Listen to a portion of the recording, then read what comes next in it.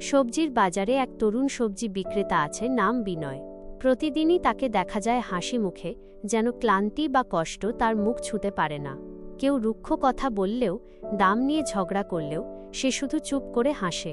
একদিন আমি আর থাকতে না পেরে বললাম, তুই সবসময় হাসিস কেন?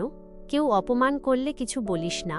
বিনয় একটু থেমে বলল, দাদা, এটা আমার অভ্যাস হয়ে গেছে। কারণ এই হাসির পেছনে একটা পুরনো ক্ষত লুকিয়ে আছে। সে বলল, 9 বছর বয়সে হঠাৎ বাবা মারা যায়। ঘরে মা আর 2 জন ছোট ভাই বোন। মা লোকের বাড়িতে কাজ করে যা জোটাতেন, তাই দিয়ে 3 জনের ভাত হতো, নিজেরটা প্রায় ছেড়ে দিতেন।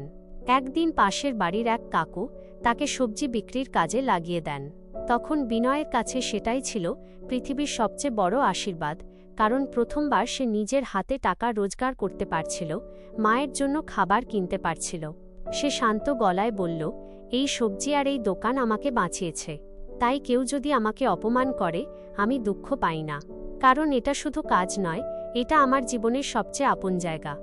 বাজারের কোলাহলের মাঝেও বিনয়ের হাসি তখন হঠাৎ খুব আলাদা হয়ে ওঠে। ওটা ছিল কষ্ট জয় করে ওঠা এক মানুষের হাসি।